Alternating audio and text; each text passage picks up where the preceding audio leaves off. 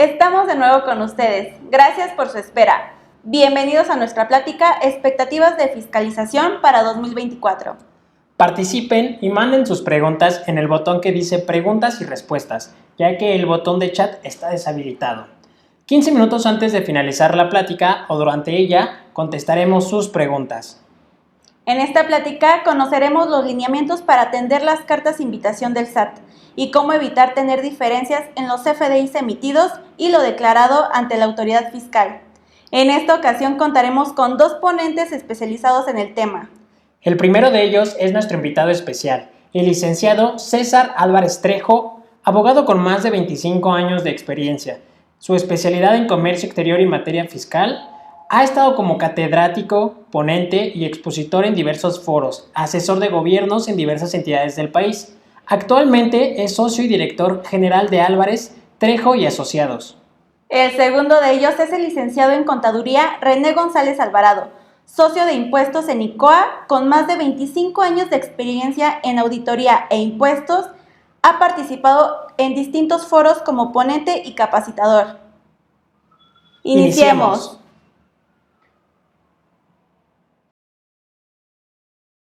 Hola, ¿qué tal? Muy buenos días. Muchas gracias por su participación. Agradecemos su presencia.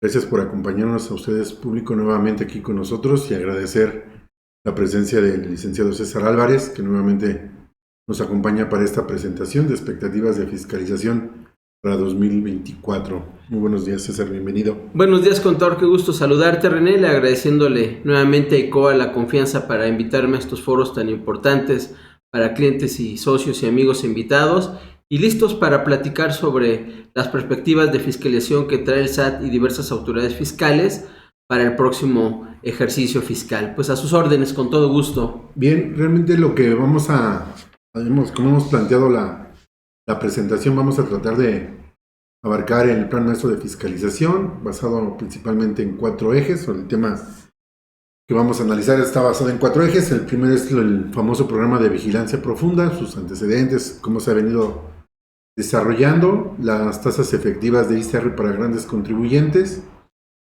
lo que es la ley de coordinación fiscal, los conceptos y conductas que está revisando la autoridad y un punto importante que no es fiscal, pero que creo que sí es importante que por ahí le demos una recordada, licenciado, y a lo mejor nos puede ayudar mucho, que es la compensación civil en materia de IVA, de acuerdo a la tesis emitida por la Suprema Corte por ahí de marzo de este año. Sí, ¿no? Con todo gusto, claro que sí, René. Más o menos esa sería la temática sobre la cual estaríamos desarrollando la conversación, la plática del día de hoy, y aprovechar que nos acompañes para dilucidar todos estos temas. Muchos de lo que los clientes nos consultan en el día a día, de lo que estamos viviendo ya así propiamente ya en la práctica profesional, en la cancha, lo que se enfrentan nuestros clientes, los contadores, que son las famosas cartas de invitación del SAT, que vamos a ver todo lo referente a ellos, ¿no? Claro que sí, con todo gusto. Pues no sé si podamos ver lo que son los antecedentes, las cartas de invitación y sobre todo la consecuencia de no atender estos actos de la autoridad en sus cartas de invitación, ¿no? Aquí lo que podemos ver, si nos quieres platicar un poquito de los antecedentes de las cartas de invitación, ¿no? Claro que sí, René, con todo gusto, queridos amigos y los que nos están viendo esta mañana. ¿Qué son las cartas de vigilancia profunda? Pues no debemos olvidar que este es un mecanismo de fiscalización, de recordatorio. ¿Qué pasó durante este sexenio? Al inicio del sexenio lo que se determinó es que el sistema de administración tributaria cambió su política de fiscalización para los contribuyentes y lo que se determinó es ejercer más facultades, entre comillas, amigables con el contribuyente para recordarle cuando existía alguna omisión en el cumplimiento de sus obligaciones fiscales o cuando se detectaban alguna serie de conductas atípicas del contribuyente. Y recordemos que la vigilancia profunda no es en particular de este sexenio, está contemplado en el Programa Nacional de Fiscalización, en el Plan Maestro de Fiscalización, desde hace más de 25 años. Lo que pasa es que la Administración General de Recaudación nunca lo había contemplado como un mecanismo eficaz para recaudación. Y lo que se hizo en este sexenio fue darle más énfasis a la Administración General de Recaudación a través de diversas plataformas, a través de diversos algoritmos y la tecnología que hoy está muy avanzada. Y lo que se determinó es Administración de Auditoría Fiscal Federal, tú vas a ejercer facultades solamente cuando tengas la vista de un contribuyente donde el ejercer un presupuesto de fiscalización nos vaya a llevar a una recaudación fuerte. ¿Qué se recomendó? Que la Administración General de Recaudación ejerciera estos oficios de invitación, vigilancia profunda, llamadas telefónicas a través del Infosat, de Satel, para que se le recordara al contribuyente que estaba siendo omiso. ¿Ha sido muy eficiente esto? Sí, es muy eficiente y se va a seguir aplicando para el siguiente ejercicio fiscal, que es 2024, donde inclusive se va a fortalecer la vigilancia profunda para que el contribuyente acuda amigablemente con la autoridad, se le den a conocer las observaciones y se pueda regularizar su situación de carácter fiscal. Ha sido muy noble, sí. La mayor recaudación de estos últimos 4 años ha sido a través de vigilancia profunda, que desde el concepto ya es un tema que mete mucho miedo al contribuyente y ha sido muy eficaz. Pero esto tiene más de 20 años en el Código Fiscal de la Federación. Lo que pasa es que no se había ejercido, e inclusive desde el sexenio anterior del presidente Enrique Peña Nieto, a través del licenciado y contador público Aristóteles, ya en el sistema de emisión tributaria se empezaba a ejercer. Se fue fortaleciendo la base tecnológica del sistema de emisión tributaria y hoy día a día se sabe el comportamiento del contribuyente, sea persona física, sea persona moral, sea inclusive no contribuyente. Hoy el algoritmo permite saber cuando un contribuyente está siendo omiso o tiene una serie de conductas atípicas, y entonces en automático el algoritmo lanza la vigilancia profunda. ¿Cuál es el objetivo de la vigilancia profunda? Darle a conocer esas omisiones. ¿Hay que acudir? Sí, hay que acudir, pero lo que se tiene que vigilar y lo que se tiene que prevalecer es revisar con antelación antes de acudir, para conocer cuáles pudieran ser mis omisiones y entonces estar preparado para la entrevista. Es una entrevista donde el sistema de emisión tributaria se prepara adecuadamente con información que cruza de los diversos visores o bases de datos que tiene el SAT, y te revisa impuestos sobre la renta, impuesto al valor agregado, compensaciones, solicitudes de devolución. ¿Por qué? Porque hoy tiene la facultad de hacer cruces y tiene la facilidad de hacer cruces. Y por ejemplo, les pongo uno. A principios del sexenio, de pronto empezaron a llegar en cascada oficios de invitación donde decían: oye, tú tienes depósitos en tanto, pero me estás declarando tanto en tu anual o en tu DIO o en tus pagos provisionales. Y ahí venía una discrepancia de carácter fiscal. ¿Qué busca la autoridad? Acotar en tiempos esa posible recaudación. Entonces hay que atenderla, sí, hay que reunirse con el asesor fiscal, con el contador antes de atenderla, porque inclusive en muchas ocasiones el representante legal que asiste a la reunión pues no es contador, no es el especialista, y hay que prepararlo para las respuestas que se tiene que dar. Entonces vamos a seguir como parte del Plan Maestro de Fiscalización para el 2024 con vigilancia profunda, sí, y no nada más con eso, con oficios de invitación, con requerimientos al buzón tributario, con recordatorios vía telefónica, donde al contribuyente se le estará dando a conocer si presenta alguna omisión. ¿Y qué se busca con esto? Que no simplemente planeación fiscal de carácter agresivo, donde se esté erosionando la base del impuesto sobre la renta, que es lo que se está buscando, o planeaciones fiscales agresivas como sindicatos, como planes privados de pensión, como asimilados a salarios, como outsourcing, todo este tipo de cuestiones que se sigue fiscalizando, mi estimado René. Fíjate, ahorita, antes de entrar un poquito a analizar la gráfica que estamos presentando, la lámina, tocaste algo muy importante que nos sucede en el día a día, acerca del representante legal cuando tiene que atender las invitaciones, sobre todo en la parte presencial, ¿no? Sí. Porque tú, como bien mencionaste, licenciado, muchas veces el representante legal no es contador, no conoce la materia de los números, de la contabilidad y demás, pero es el que tiene el poder, ¿no? Me ha tocado ver en algunas situaciones de acompañamiento con nuestros clientes, cuando van a las visitas, sobre todo ahora presencial después de pandemia, que en algunas administraciones no permiten que pase el representante legal y el contador de la empresa. Sí, así es. Y fíjense. Entonces, ¿qué argumento podríamos decir? Porque pues aunque en la entrevista ya ahora creo que son un poquito menos agresivos, son la verdad ya cada vez más atentos y ya te dan incluso la hoja. Antes tenías que ir, te pasaban las cifras y tú Así es. anotando y demás, y ver qué pescabas, y ya te entregan tu hoja y demás.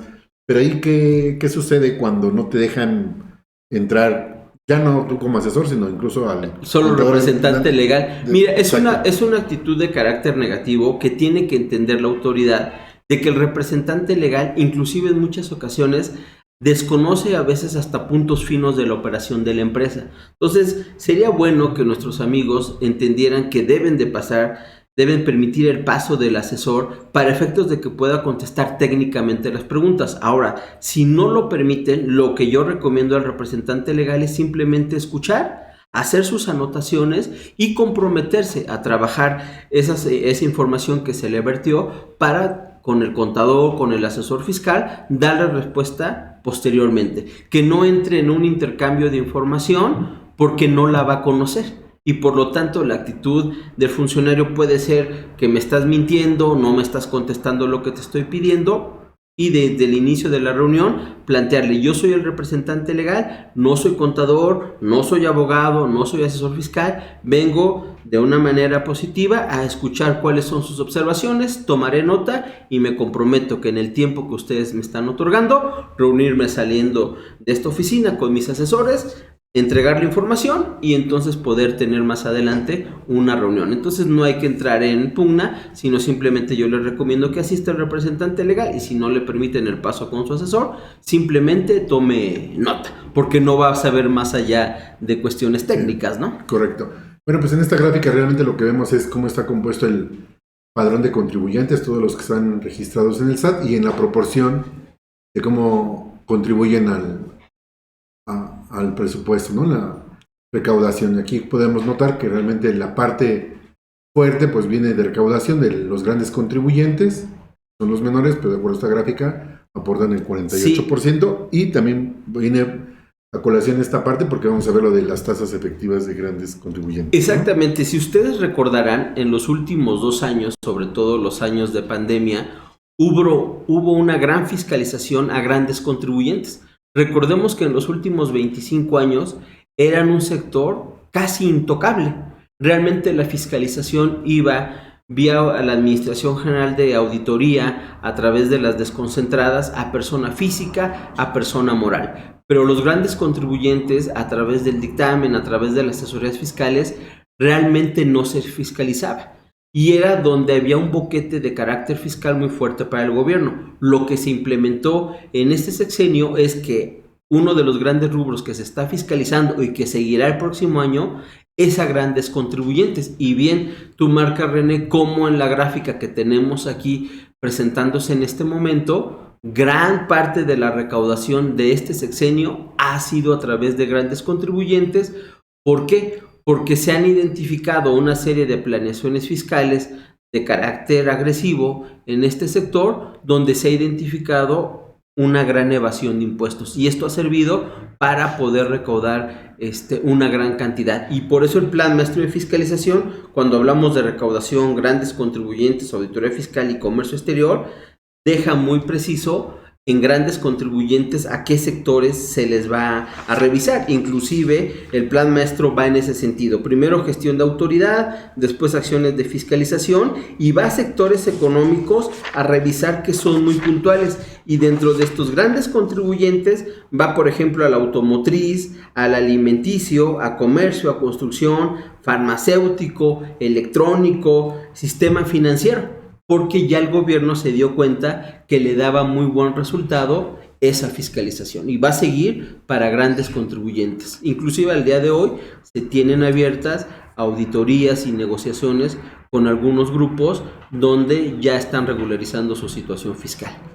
Bien, también vamos a la siguiente gráfica, y ahorita quiero aprovechar para comentar contigo. Aquí vemos el costo de la recaudación. Hablabas ahorita de un elemento súper importante que ha venido a cambiar la mecánica y la lógica de fiscalización, que es el CFDI, ¿no? Uh-huh. Cada vez la autoridad tiene más información y creo que la está utilizando de una mejor manera, repercutiéndose, como vemos en esta gráfica, que cada vez se está viendo un mayor costo-beneficio, ¿no? Como que de alguna manera está trasladando la carga administrativa, los costos de auditoría a los contribuyentes bajo estas nuevas mecánicas, y explotando el CFDI, que vemos que se han actualizado los catálogos, la última versión, ahora con lo de la entrada en vigor del complemento carta aporte, como que está tratando de cerrar todo el ciclo de negocios de Así las es. empresas, ¿no? ¿Qué busca el SAT? Conocer realmente al contribuyente. Porque una de las grandes omisiones que tenía en la fiscalización era que quería revisar a rajatabla a todos los contribuyentes, desconociendo el sistema de cada uno de ellos. Y yo siempre pongo de ejemplo, tú no puedes revisar lo mismo al sector manufacturero que al sector farmacéutico, que al sector turismo, que al sector de la transformación. No. Habría que hacerle una fiscalización que hoy se denomina fiscalización quirúrgica, porque lo que tú haces es fiscalizar de una manera muy precisa y objetiva para obtener una recaudación sustancial.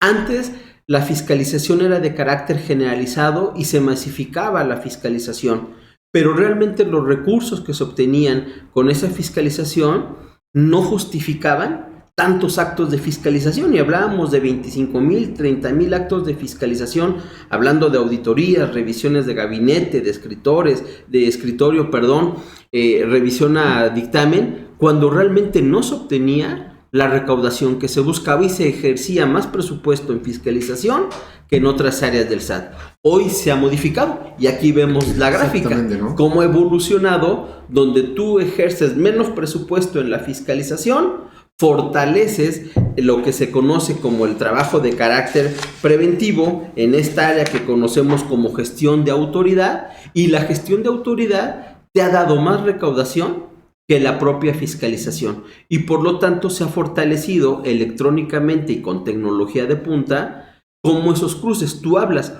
hoy la fiscalización va día a día. ¿Por qué? Porque pasa por el portal del SAT toda la emisión de facturas.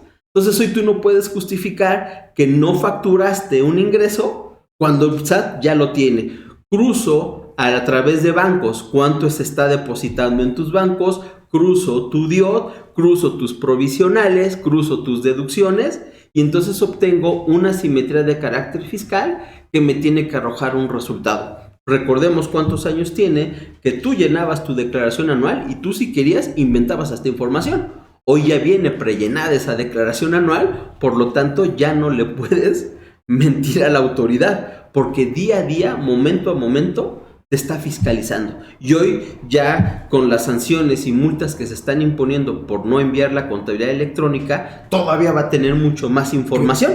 Que ese es otro tema, ¿no? Porque entonces aquí yo lo que veo, y realmente a partir de la implementación prácticamente estamos hablando ya de manera obligatoria, aunque el CFDI viene desde mucho más antes, pero como tomó mayor fuerza y demás a partir de 2018, el SAT está tratando de aprovechar toda esta información que, como bien acabas de decir, ¿no? Antes se trataba de una información que le llegaba con posterioridad hasta que presentabas la declaración anual, hasta que presentabas las informativas en el ejercicio siguiente, y tenía que esperarse. Y ahora, como la está teniendo prácticamente en tiempo real, cada que emites un CFDI, llámese de cualquier tipo de operación, de ingreso, traslado, nómina, etcétera, tiene la información prácticamente en línea, ¿no? Y además, ¿sabes qué, René? Algo que han perdido en cuenta muchos asesores es que durante muchos años el SAT tenía bases de datos en todas las administraciones.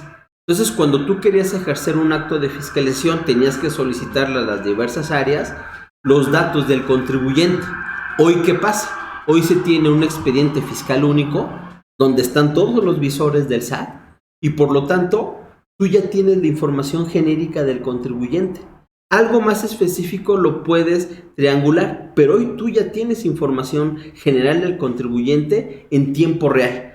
Antes, para proceder a un acto de fiscalización, el comité de programación, el comité tenía que evaluar, tenía que calificar, tenía que aprobar, y de entonces subía el sistema. Hoy tú puedes iniciar actos de fiscalización al día siguiente o el mismo día con un expediente fiscal único, porque sabes todas las caídas recaudatorias, sabes todas las discrepancias que trae un contribuyente. Fíjate, lo que acabas de mencionar, César, es muy importante, porque esto de las caídas recaudatorias, al final, con toda la información que tiene el SAT, pues los contribuyentes vamos dejando una huella, un perfil. Así es. De ingresos, de cuánto declaras de ingresos, cuánto declaras de IVA, y vamos convirtiéndonos en un dato estadístico para el SAT, que son de los principales criterios que toma en cuenta la autoridad, ¿no? Es decir, hacer comparaciones por periodos, sí, de cuánto declaraste de IVA en el ejercicio anterior, en este ejercicio, vamos dando gráficas, y entonces son los principales criterios que toma la autoridad. Entonces habríamos que tener cuidado como contribuyentes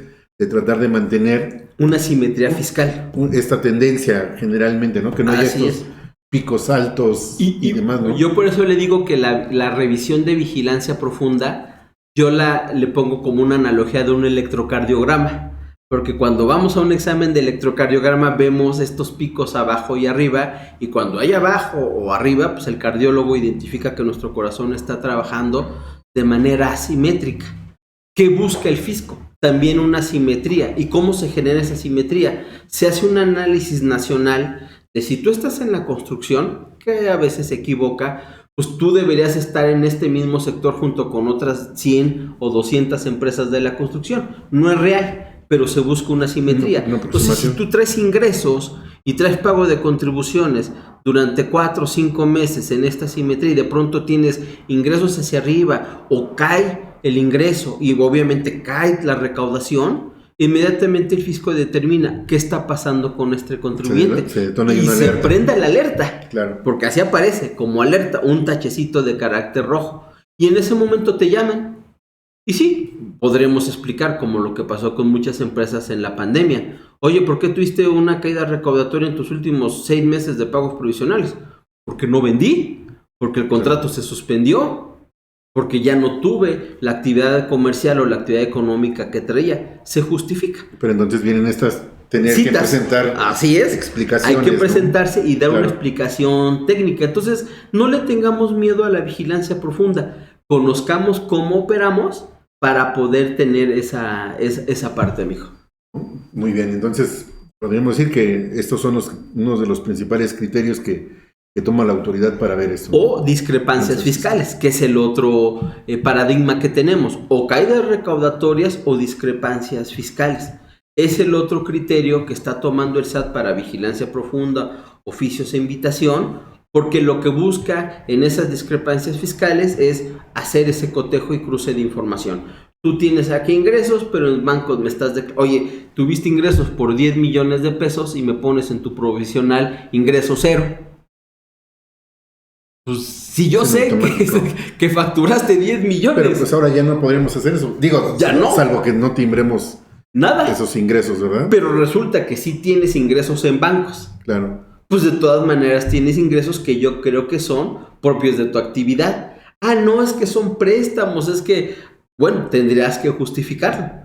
Pero ya la alerta se prendió, entonces traes una discrepancia fiscal, que además es dentro del Plan Maestro de Fiscalización del 2023 y 2024, va a tomar mucha fuerza, que la pandemia interrumpió esas fiscalizaciones. Hablando de discrepancias fiscales, va a ir muy enfocada, y con el último tema que me invitaron a platicar con ustedes de beneficiario controlador, la discrepancia fiscal se va a fortalecer mucho la fiscalización en socios, representantes legales, accionistas y personas físicas con actividad empresarial. Porque la misma información que para una persona moral se tiene a través de un expediente fiscal único, se tiene para persona física. Claro, vamos teniendo un perfil, ¿no? Un perfil completo, inclusive con los signos externos de riqueza, donde se identifican esas conductas que pudieran ser de carácter atípicas y que nos pudieran llevar a un desquebrajamiento de la asimetría fiscal y por lo tanto a una discrepancia fiscal. Pero ahorita que mencionaba lo de las declaraciones y demás, entonces también un punto relevante que hay que cuidar es el estar presentando oportunamente y en tiempo nuestras declaraciones. Sí. Porque si no presentamos, entonces también ahí se detona una porque alerta, además ¿no? viene el coco, y el coco es restricción de sellos digitales. Que ahorita vamos a ver más adelante. Porque este tema ha causado mucho estupor. ¿Realmente tiene facultades la autoridad para restringir o cancelar mis sellos fiscales? Ya entraremos en ese punto. Pero ahí está el coco. Si no atiendo, si no cumplo formalmente con mis obligaciones, sí tiene facultades para restringir o cancelar sellos, amigo.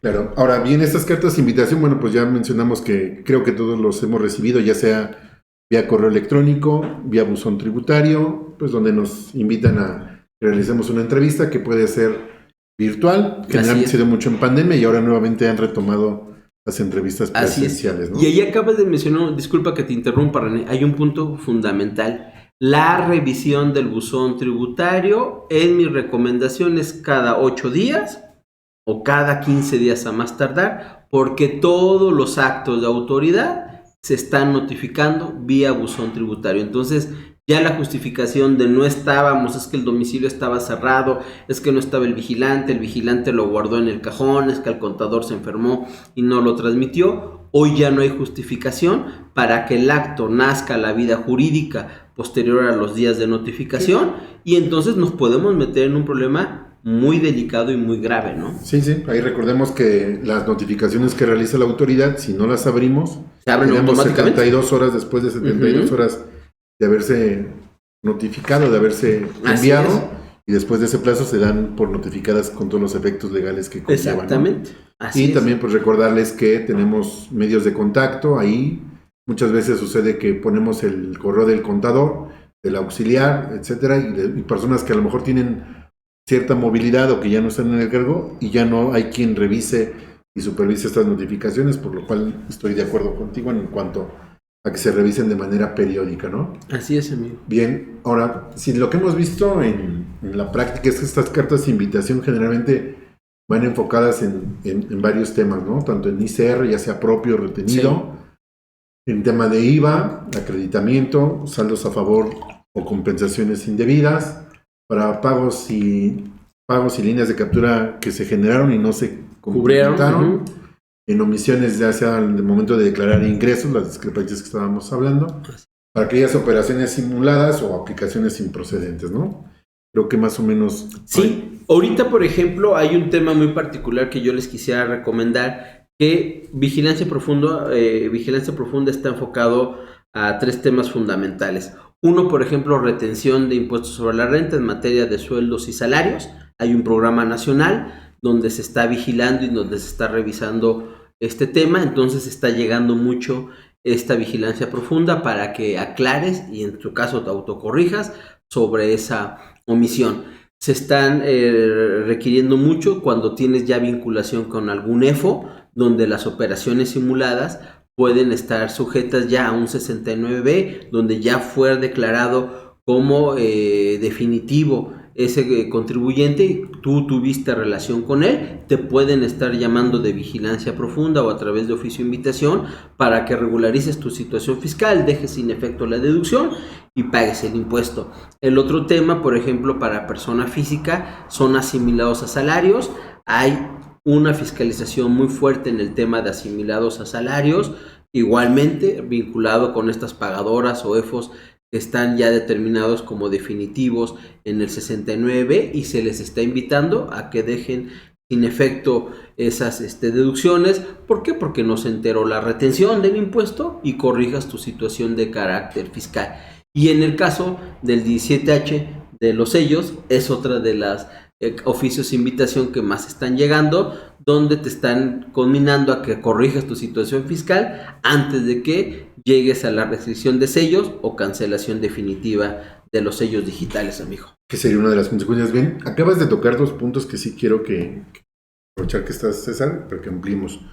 Uno, las cartas de invitación de los contribuyentes que están en el 69.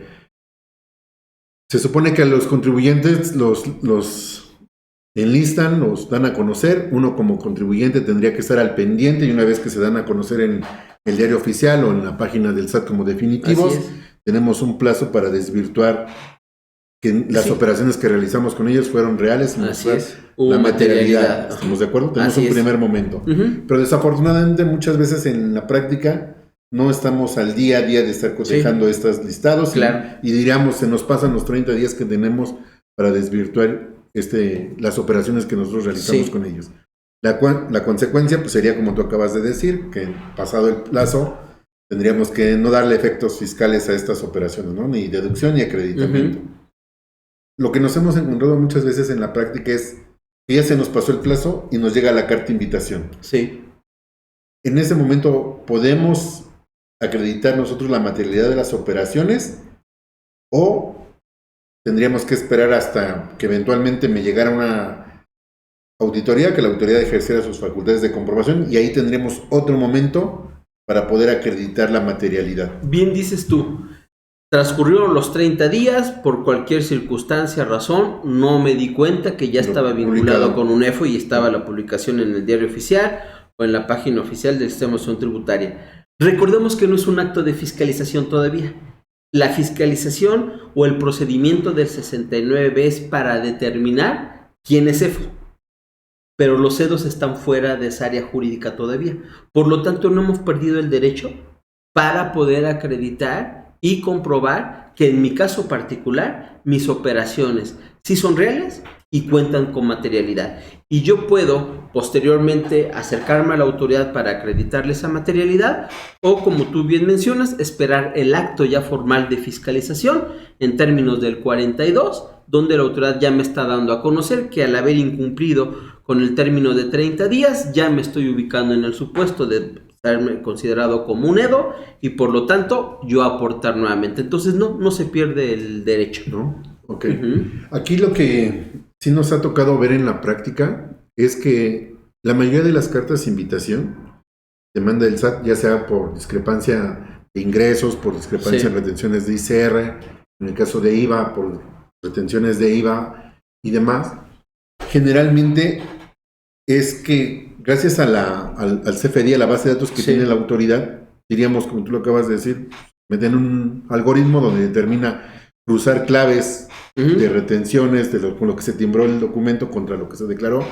Y la mayoría de las veces lo que me he dado cuenta, lo que nos hemos percatado es que sí sucede que timbramos erróneamente la clave del producto, del servicio, es más, hasta con la forma de pago. Yo recuerdo hace muchos años, cuando estaba todavía el actuario Luna como titular de la GAF, que mencionaba esta situación, ¿no? De que el CFDI iba a tener una mayor relevancia. ¿Sí? Y en tema de IVA, por ejemplo, sí me ha tocado ver que muchas veces, sobre todo en retenciones, recibimos un servicio por fletes, vamos a decirlo así, y lo recibimos en el mes de septiembre.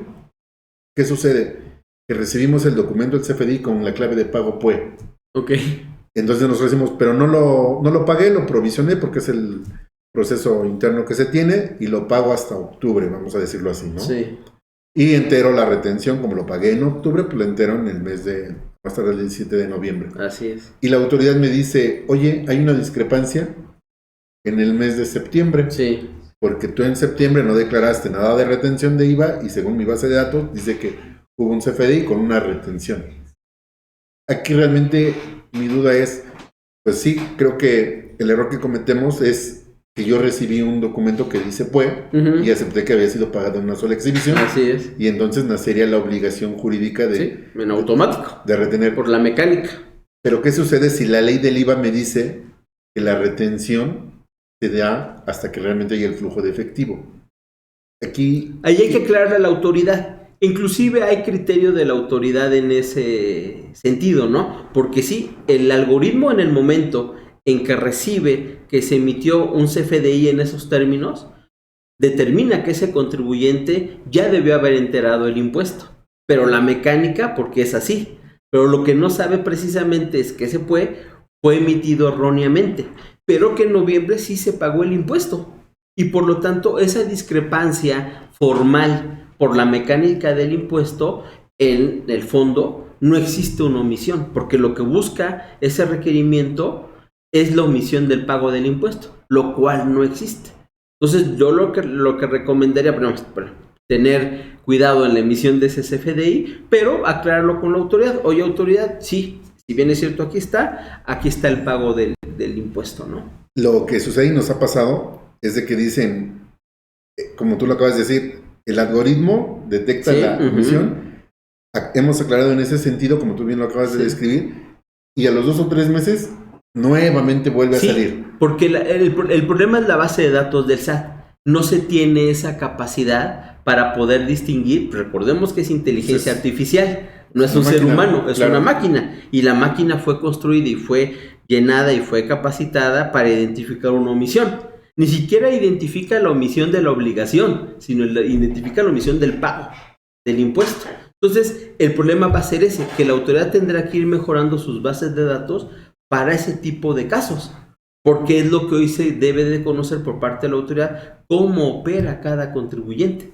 No es distinto, ¿no? Mientras subsista, yo creo que lo que tendremos que hacer es pedir que nos cambien Sí, CFDI así por es. sustitución y Que es cancelar. que es o cambiar. cancelarlo y sustituirlo con un PPD para que entonces ya no tenga el dato de pago en una Que, sola por exhibición. ejemplo, acabas de tocar otro punto relevante en la fiscalización, por lo cual te va a estar llegando vigilancia profunda. Actualmente la autoridad, por la mecánica del CFDI, ha estado detectando que muchos contribuyentes cancelan y cancelan reiteradamente CFDIs. Y entonces existe una percepción de esa cancelación tendiente a ubicarte a ti como EFU en su momento o qué está pasando con la operación. Entonces, si tú rebasas cierto porcentaje de cancelación mensual o anual, seguramente vas a estar en alerta. ¿Por qué? Porque la autoridad puede pensar que estás llevando a cabo prácticas indebidas con la emisión y cancelación de CFDIs. ¿Esta situación se prestaría o se daría aun cuando lo sustituya? Sí, porque el algoritmo solamente está identificando porcentualmente que tú estás cancele y cancele CFDIs. No sabe el por qué ni la razón, pero está identificando que tú estás rebasando un porcentaje de cancelación mensual o anualmente de los CFDIs. Y eso te programa una alerta, por lo cual también puedes estar siendo requerido en vigilancia profunda o en oficio de invitación, y eso hay que recomendarle a los contadores. Tengan mucho cuidado en el tema de cancelación de CFDIs, porque ya es una alerta conocida en el sistema de administración tributaria. Ok. Y a ver, nada más para acabar el punto, quisiera saber tu opinión. Los contribuyentes en el tema de retención de IVA, vamos a pensarlo así, que dicen, ok, sí, lo que te pagué indebidamente en noviembre, porque voy a corregir de acuerdo para que ya no me siga llegando esa carta de invitación de septiembre, voy a pagar el impuesto en septiembre porque fue con la clave PUE. Sí. El pago que después enteré de octubre, en noviembre, que en el tema de retención de IVA, se considera como un pago de lo indebido y pudiera compensarlo contra otros impuestos, No. o contra el mismo IVA, o hay que sucedería con ese. Sí se convierte en un pago de lo indebido, sí, pero compensar, pues está prohibida ya la compensación. Por lo tanto, no pudiera existir el hecho de que tú pudieras compensar, por lo que tendrías que sujetarte a la mecánica de la solicitud de devolución. No te queda de otra. Okay. Así es.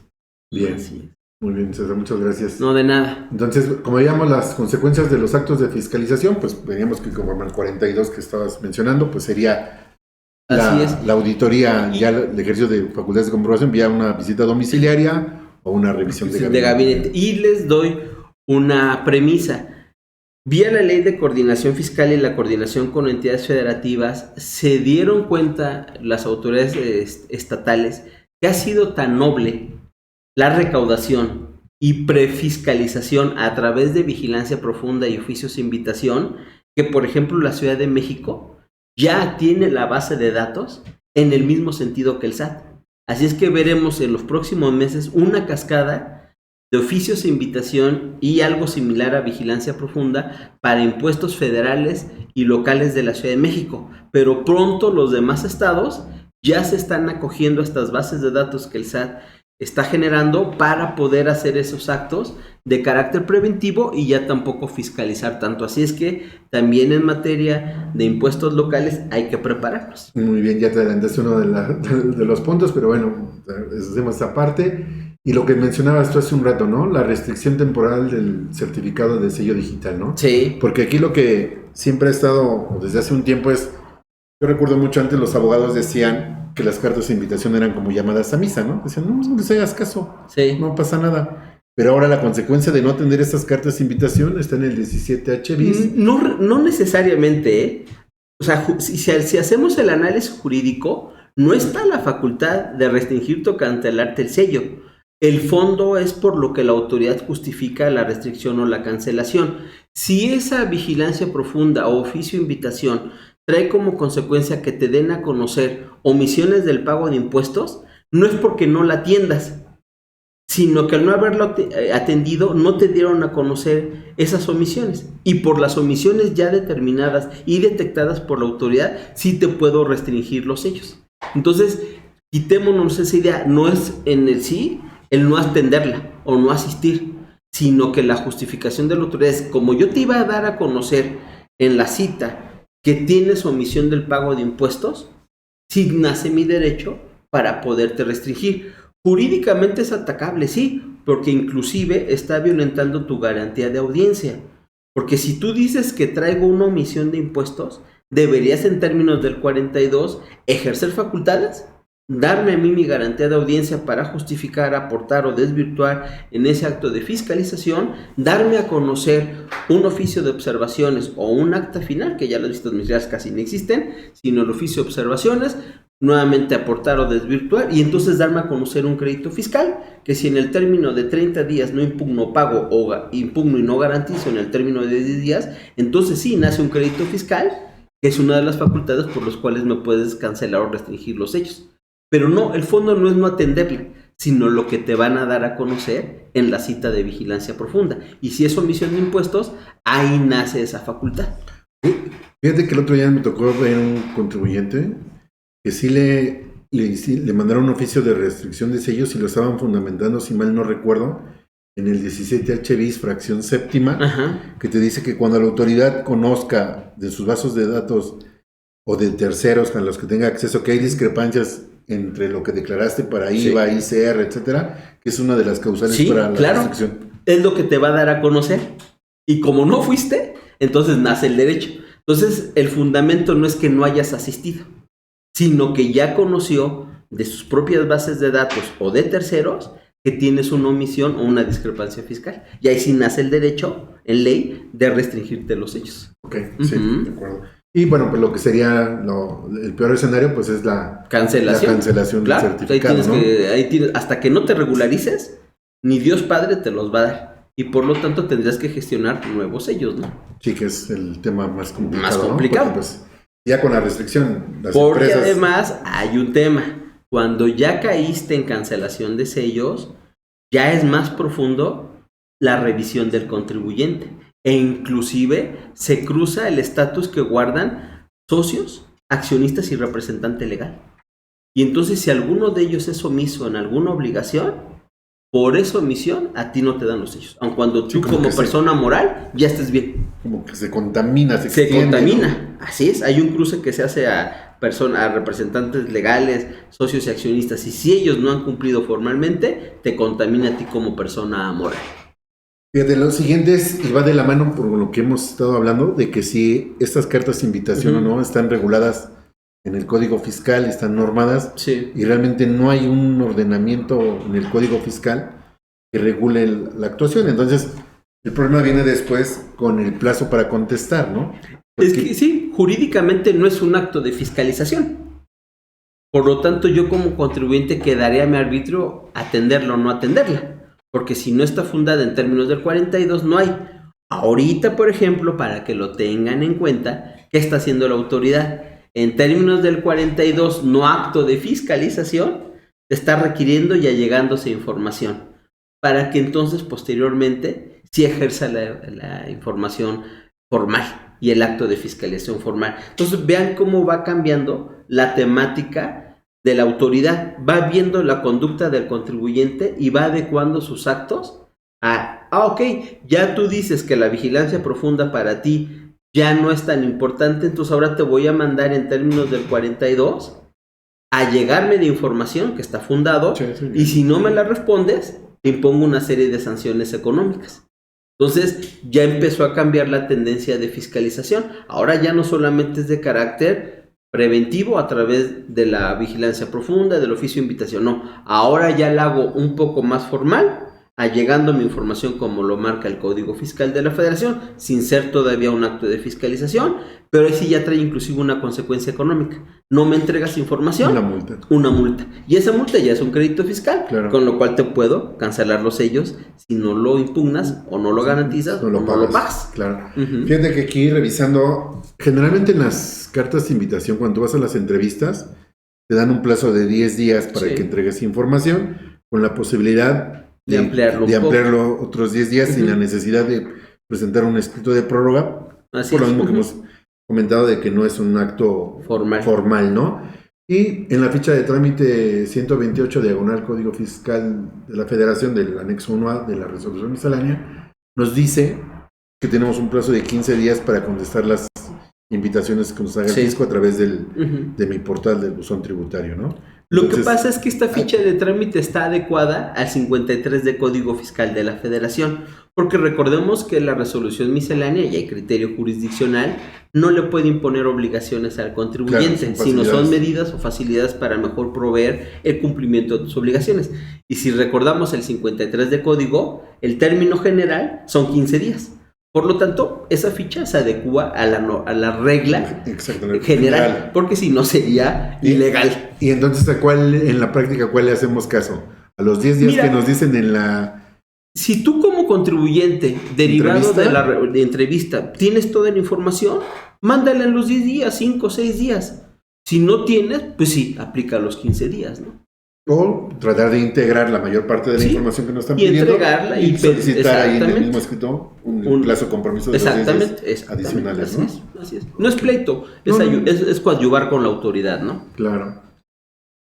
Bien, entonces realmente aquí lo que tendríamos que decirles a nuestros clientes, a nuestros amigos que nos están acompañando, es que lo que deben de tener cuidado, pues es en revisar la materialidad de las operaciones que han realizado, tratar de identificar a aquellos contribuyentes que están en el listado del 69, y ya muchos programas contables ya están disponibles, de identificación, ver y cotejar los ingresos que se declaran con los FDIs, con los que están en los pagos provisionales, que ya están ahora en línea prácticamente, y sobre todo, y un punto importante que mencionaste hace un rato, con lo que estamos enviando en la contabilidad electrónica. Sí, porque, ¿no? ¿Qué sucede? Si tú estás enviando aquí una información y aquí tienes otra, pues tú solito te estás haciendo el harakiri. El tema de fiscalización por el combate a los CEFOS va a seguir. Ese es un tema que ya nunca va a desaparecer, ni nunca va a acabar. Se han ido adecuando los conceptos de materialidad, sí, no solamente en el SAT, sino también inclusive en los tribunales. Ha habido una serie de restricciones.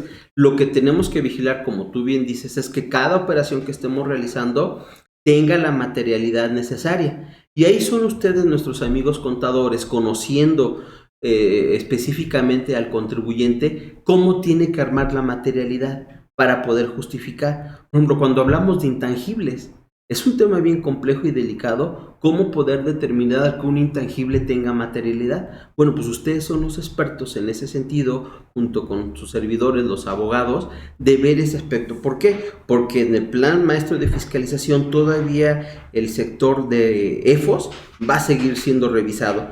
El sector de nomineras va a seguir siendo fiscalizado, pero para este año se abre otro sector aquí en fiscalizar, y es el REPSE.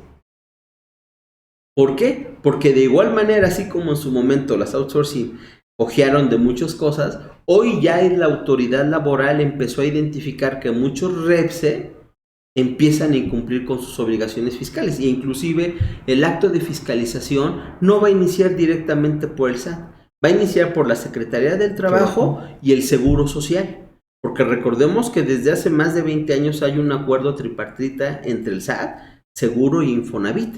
Entonces, hoy debemos, inclusive si tenemos vinculación con REPSES, verificar que ese REPSE esté cumpliendo con todas sus obligaciones, sus avisos, su materialidad, porque si no vamos a caer lo mismo como si trajéramos un outsourcing del pasado. Y acuérdense que están satanizadas, ¿no? Bien, otra parte que tenemos que tener cuidado es en el acreditamiento y las devoluciones del IVA.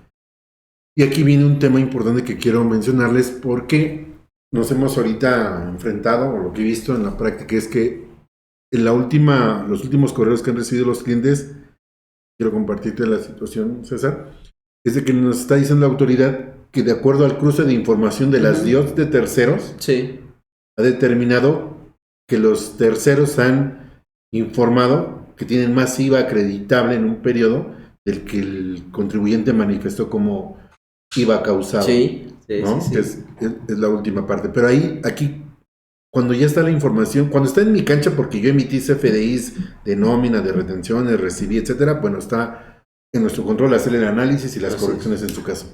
Pero en este último ejemplo, que es lo que está sucediendo en las últimas semanas, yo es una situación que no tengo bajo control, que no está en mis manos el que un cliente mío me haya reportado que me pagó más IVA del que realmente me pagó. Podría ser que por un error que no me reportó en el mes anterior, y ahora se le hace muy fácil al contador decirle, pues sumo lo que no reporté de IVA del mes pasado, ¿no? Y me lo acredito porque se me olvidó acreditarme el pago que le hice en septiembre y me lo acredito ahorita en octubre. Claro. Ahí. Bien, es un tema bien complejo, yo diría, pues quemen Pues sí, leña verde al contador, ¿no?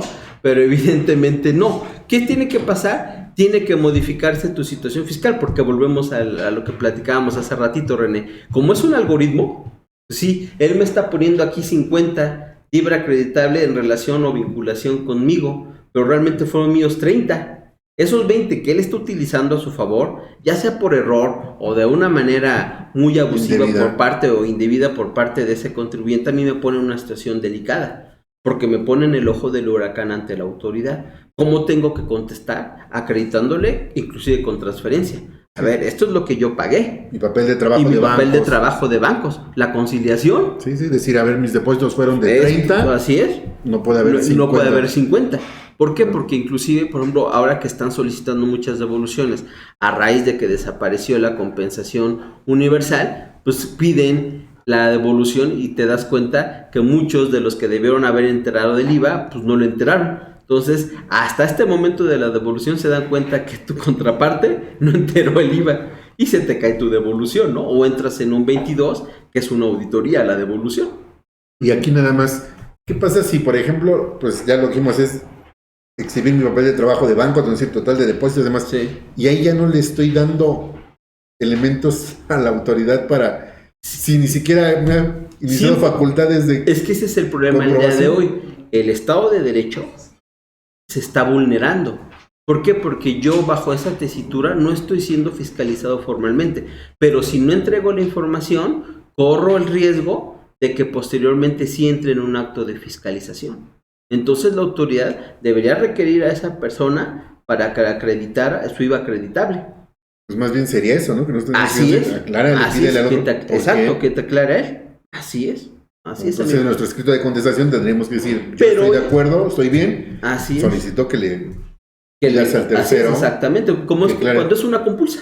Claro. Oye, tú, Juanito Pérez, ¿tuviste relación con Pedrita Pérez? Pues no, ni lo conozco. Ay, es que aquí él dice que sí te pagó o erogó determinadas actividades, ¿no? Bien, y en la parte de CFDIs de nómina lo que hemos visto es que se utilizan correctamente las claves Sí. de timbrado, ¿no? Porque muchas veces los sistemas de nóminas le ponemos una clave y no dejamos que esa clave corresponda a la situación o la clave del catálogo del SAT, ¿no? Es uno de los problemas que más se presentan. Además, recuerden que las nóminas también se están revisando, porque ha habido un abuso también en CFDIs de nóminas. Bien, vamos a dar una pausa, yo creo que para entrar bueno, vamos a terminar esta parte, que es importante lo de estar localizado, el Sí. domicilio fiscal, que siempre lo tengamos localizado. Veíamos hace un rato y platicamos el buzón tributario que se mantenga activo y actualizado, nuestros Así medios es. de contacto que estamos checando, los FDIs emitidos estén Y conciliados conciliados. con lo que reportemos en la contabilidad, la oportuna y correcta presentación de las declaraciones para no estar en las Sí. situaciones que prevé el código para suspensión, y una situación que nosotros les aconsejaríamos es que saquemos la opinión positiva en los primeros días de cada mes, tanto de nosotros como de aquellos proveedores con los que celebremos operaciones considerables, para tener un elemento de que en su momento ese cliente estaba en una situación regular y no posterior anómala, ¿no? Exactamente. Aquí hay un tema importante, amigo, que es el localizado y localizable.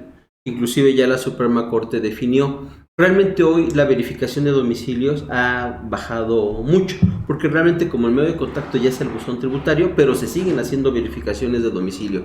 Entonces una cosa es estar como no localizado, que es decir, es estar ausente en el domicilio, y otra cosa es como no localizable, que es decir, que en el momento en que se apersonó el funcionario de la autoridad, no estabas en ese momento, pero sí son sí es ahí tu domicilio, sí realizas operaciones, sí cumples con tus obligaciones. Entonces, ¿qué te da la constancia fiscal?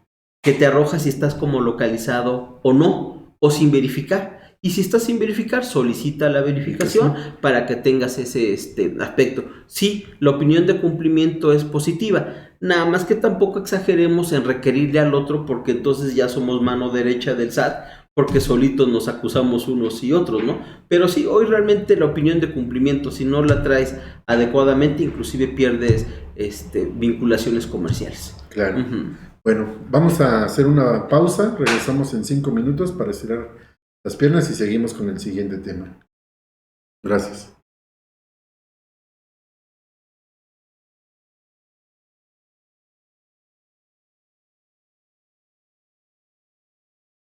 Bueno, muchas gracias para los que continúan con nosotros. Espero que no se nos haya ido la audiencia. César, vamos a continuar con este otro tema de las tasas efectivas de ICR, ¿no? Sí, amigo. Sabemos que el SAT en su plan maestro de fiscalización trae esta situación de informar y orientar a los contribuyentes sobre las tasas que deberían de estar vigentes, ¿no? Y de acuerdo a los sectores Sí. que se indican más o menos en qué rango tendrían que estar del coeficiente de utilidad, cuánto deberían de estar reportando de impuestos, etcétera, ¿no?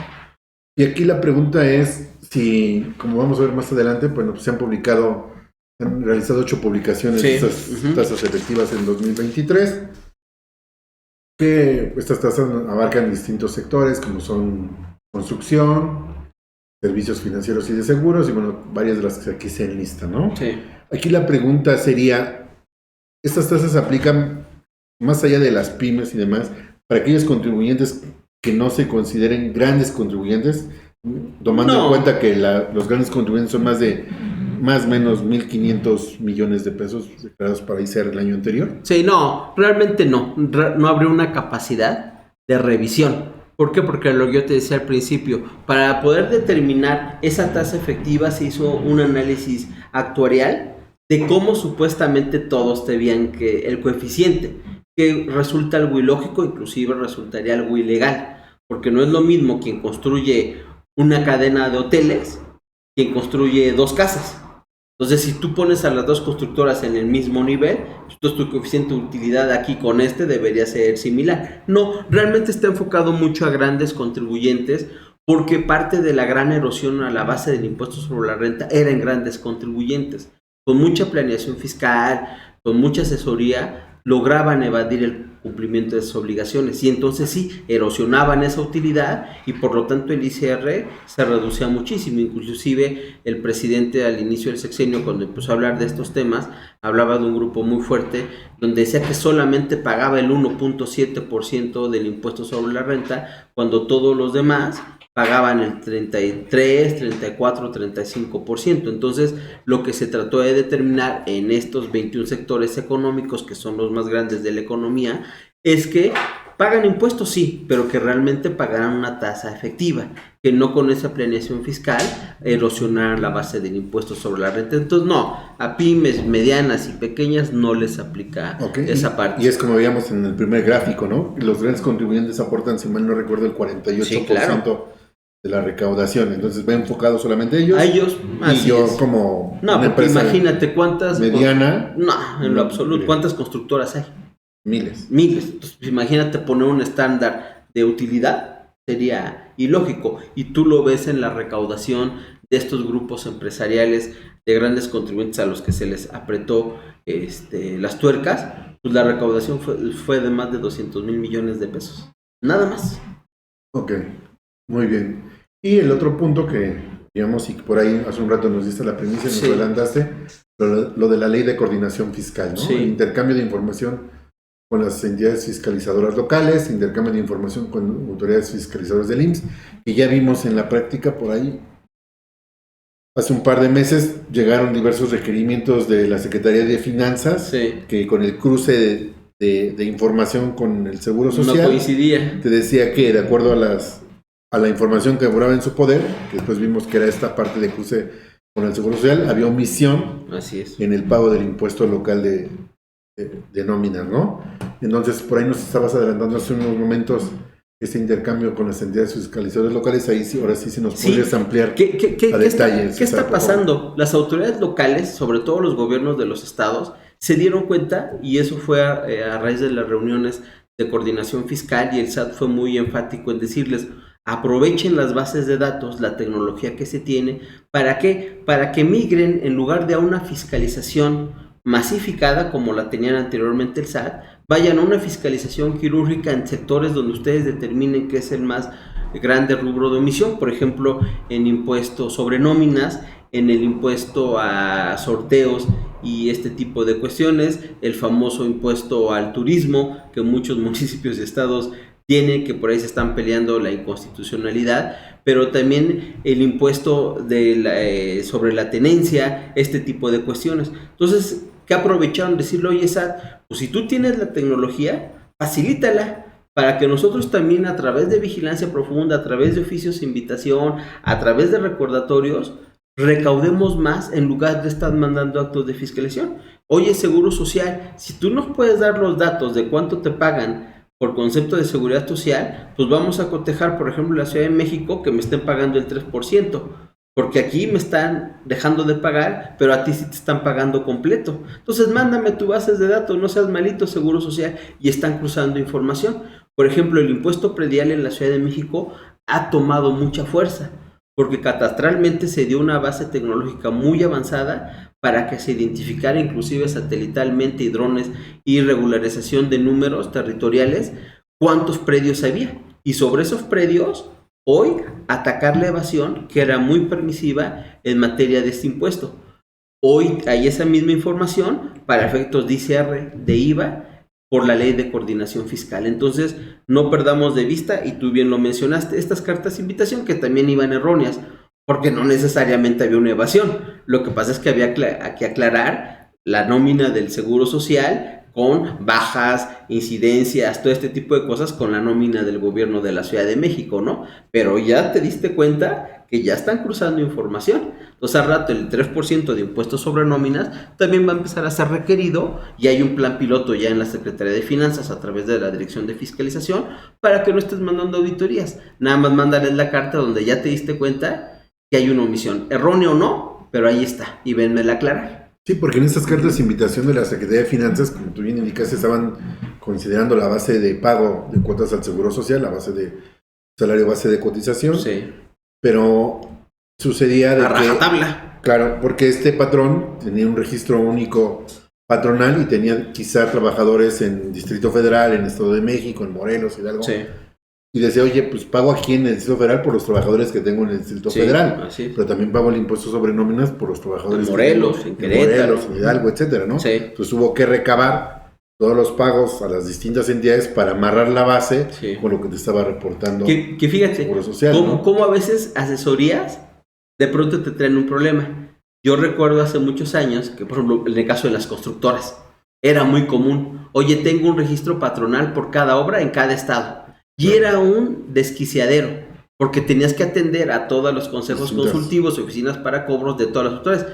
Que muchos recomendamos en su momento, pues un registro nacional. Y ahora se te está revirtiendo esa problemática porque el registro nacional pues concentra a todos aquí, y si tú traes una nómina de 10 millones de pesos, pues el ganón quiere ser la Ciudad de México. No, espérame, yo pago el impuesto sobre nómina y la seguridad social en cada estado de la República, ¿no? Porque la obra está allá. Claro, entonces aquí lo que tenemos que ver es que la autoridad, nada más para que no me quede claro y también a nuestro auditorio César, es las autoridades locales van a ir en dos sentidos la fiscalización, vamos a decirlo así, vía cartas de invitación. Uno, para los impuestos locales. Así es. Y dos, también para impuestos federales a través de la ley de coordinación fiscal. Porque inclusive parte del boquete fiscal que al día de hoy se tiene y que ha sido cubierto es volver lo que siempre se ha dicho: Estado, recauda más para ti. No esperes solamente las participaciones federales, recauda. ¿Y cómo te ayudo a recaudar? A que mi misma base de datos sea utilizada para que tú me ayudes a cobrar ICR y IVA también de los estados.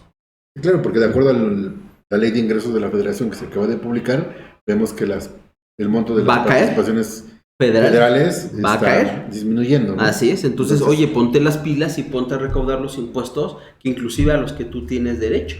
Y entonces el impuesto predial es uno de los impuestos más omitidos a nivel nacional, cuando pudiera ser una muy buena recaudación para los estados. Claro, principalmente ahí en este caso los municipios, ¿no? Pues simplemente, a ver, San Miguel de Allende se ha vuelto carísimo.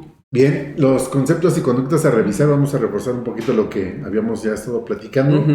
Nos decías hace un rato el combate a esquemas de los famosos CEFOS, ¿no? Así es, va a seguir la fiscalización. ¿Por qué? Porque al final del camino se sigue dando, entonces se sigue Si ustedes han visto, ya es menos cada día la publicación de EFOS, pero siguen apareciendo. Y entonces hay que estar al pendiente si no tenemos vinculación con uno de ellos.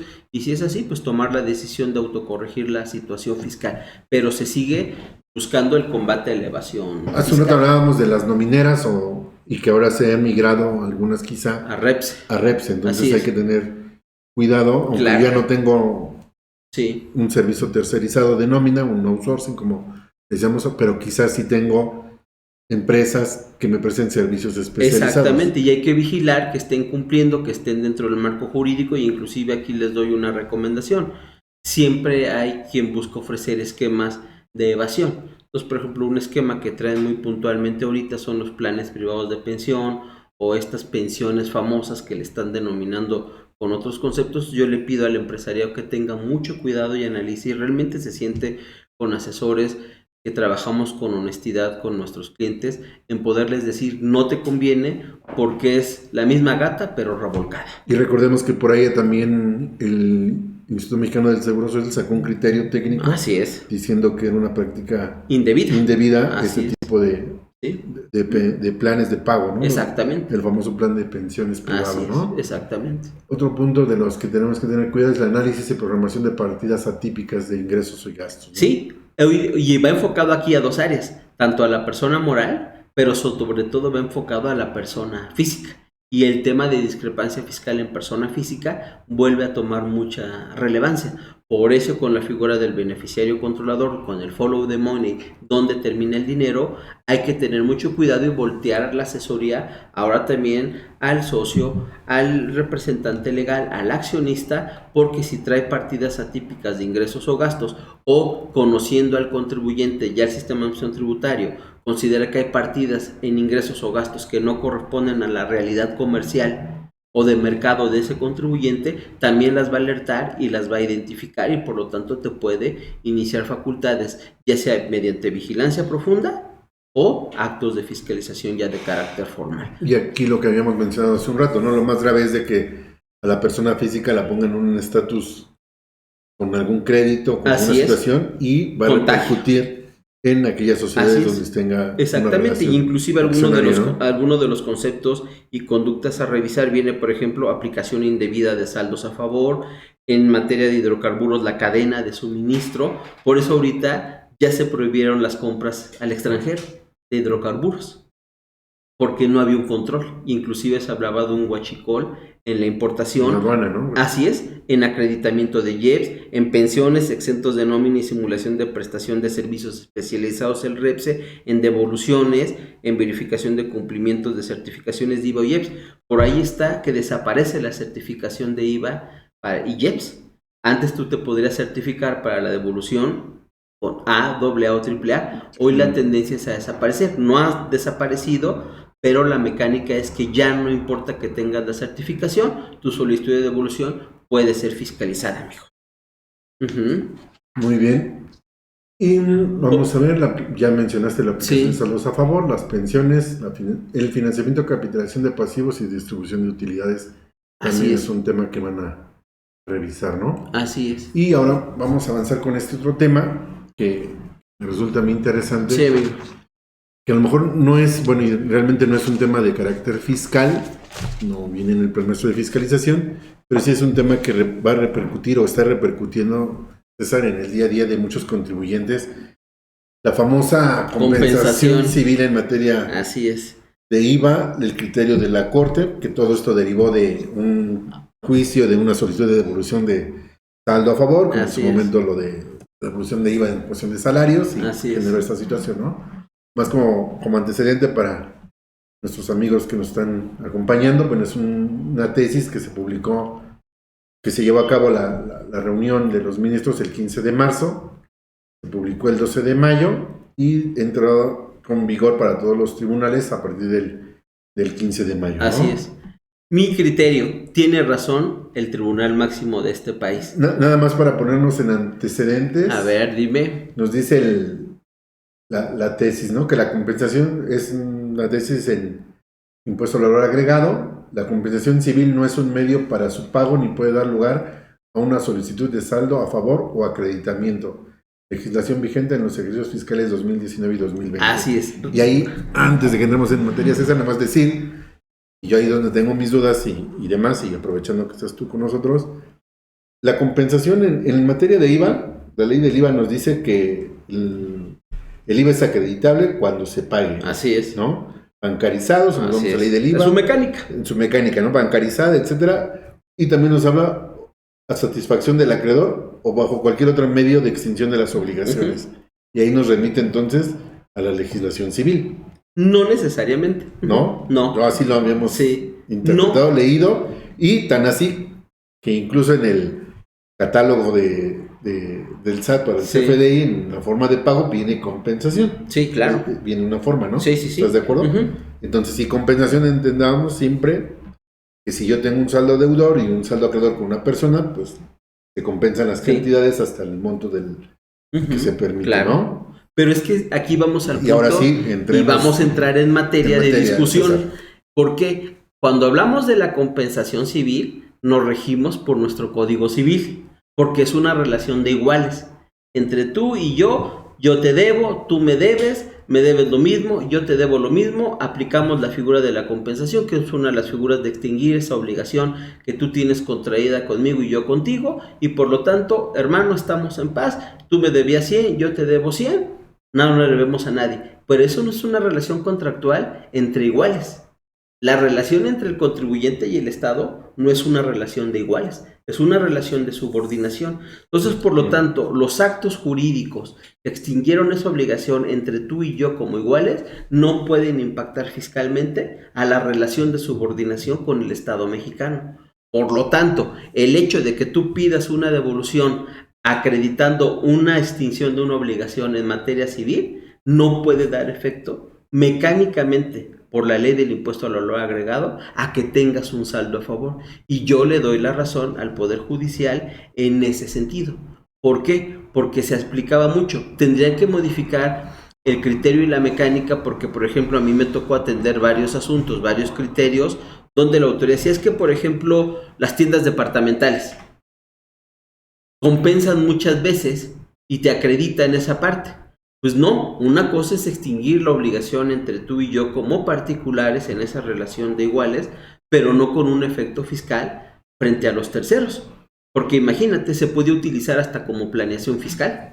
Extinguir esas obligaciones civilmente, entre comillas, para un efecto fiscal y obtener la devolución.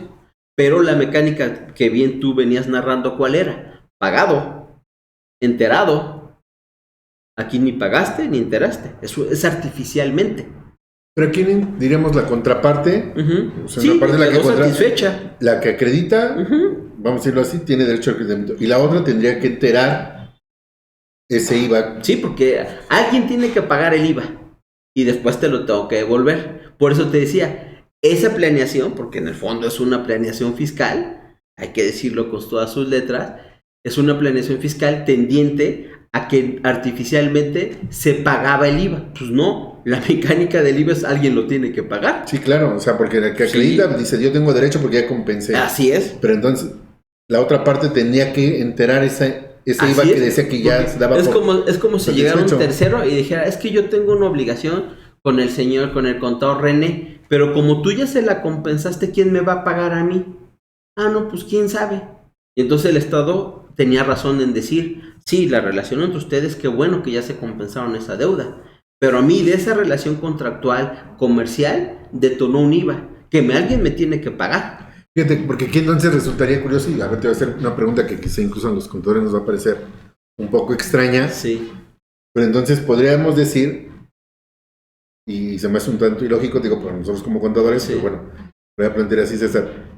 Los bienes, los servicios se dan por compensados. Lo que no se da por compensado es el impuesto. Sí, claro. El impuesto es del Estado. Y luego entonces, por la parte del impuesto, ¿tendría que haber un flujo, un cruce de cheque nada más por esa parte? Sí, claro. Lo que decíamos, paga el IVA. Cuando tú sacabas un cheque siempre decíamos, no, ese cheque no puede ser el pago del IVA. Así no. Es entre 1.16 y una base y nada más la parte que exactamente. Pero entonces aquí sí se ve. Sí, porque ¿cómo te voy a devolverlo? ¿Cómo te voy a devolver yo un IVA, Estado mexicano, que no recibí? Porque nadie me lo enteró de ustedes. ¿Por qué me pides tú, René, un IVA de César cuando César no te pagó el IVA y por lo tanto tú no lo enteraste? Que la mecánica del IVA, la ley no se ha modificado, hay una prestación de cualquier índole, 100 pesos te pagó René, más mis 16 pesos de IVA son 116. Oye, te perdono los 100, sí, pero los 16 los tienes que enterar, porque la relación existió. César, voy a pedir mi devolución, sí, incluyendo los 16 que René. Oye, es que devuélvemelo, sí, pero él no me lo enteró. Pues entonces sería una ficción jurídica. Y entonces romperíamos el esquema fiscal. Y esa subordinación entre ciudadano y Estado no se rompe. Tú me pides una devolución porque tienes derecho, sí, nada más que él no le enteró, por lo tanto no te la voy a dar. Porque resulta entonces que si hay una compensación, yo no voy a tener derecho a acreditarme ese IVA. No. Pero tú sí vas a tener la obligación de enterar ese IVA. Sí, claro. ¿No? Sí, o sea, pero entonces como que... Civilmente, pero diríamos haz que de cuenta, yo te presté mis servicios como abogado, tú los contrataste, yo después tú me prestaste servicios como contador. Claro. Yo te cobré 100 pesos, tú también me cobraste 100 pesos. Y nos emitimos facturas, amigo. Sí. Y Tú hacemos te el quedaste complemento con 16, de pago, yo donde mis digo que 16. la forma de pago es compensación. Así es. Y yo te digo, no, ¿sabes qué? No te preocupes, no me pagues porque pues, no tienes, yo tampoco tengo. Vamos a compensar. Ajá, vamos y a hacemos compensar. el complemento Sí, de pago cada civilmente quien. sí. Y Tus hacemos 100 pesos, compensación no hay en la bronca. forma de pago. Pero nuestros 16 pesitos, por emitirte un CFDI, que es donde nace la obligación tributaria, como decía el término del 5º del Código Fiscal de la Federación, ahí nace el hecho imponible, decía Dino Harash, ahí nacieron tus 16 pesos. Yo no los voy a pedir, pero tú sí. Entonces yo debía enterar esos 16 pesitos. Por eso, pero tú sí los vas a enterar. Claro. Aunque no haya flujo. Sí, ¿no? Tú sí los vas a Sí. declarar y los vas a Pues enterar. si no soy evasor, y tú no podrías argumentar que como me compensaste, ya no pagué el IVA. No, pues tú me perdonaste 100, pero no los 16. Porque si no, entonces, si no hacemos esto, como que el fisco tendría un doble beneficio, porque por un lado no me va a permitir acreditarme a mí, le voy a enterar más IVA, y por otro lado a ti te va a exigir que enteres ese IVA. Exactamente. Pero además porque alguien me está solicitando una devolución. Uh-huh. Claro. Sí. Y tú podrías acreditar tus 16 pesos, porque yo los pagué.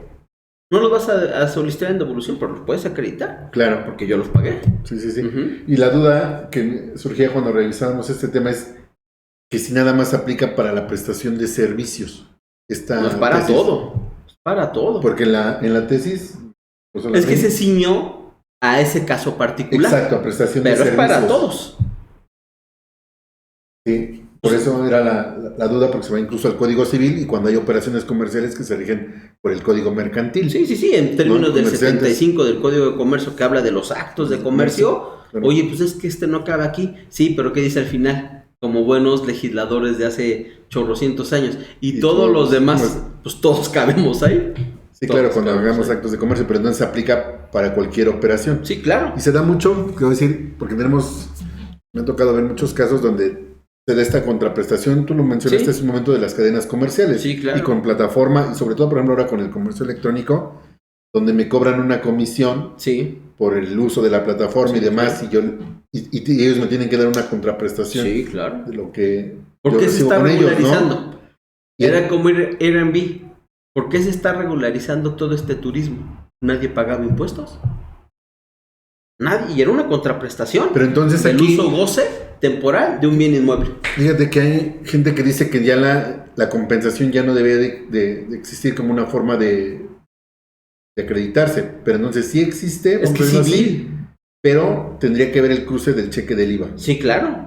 ¿No? Es que civil, la compensación es civil. Lo que pasa es que la hemos traído al ámbito fiscal, pero es para otra cuestión.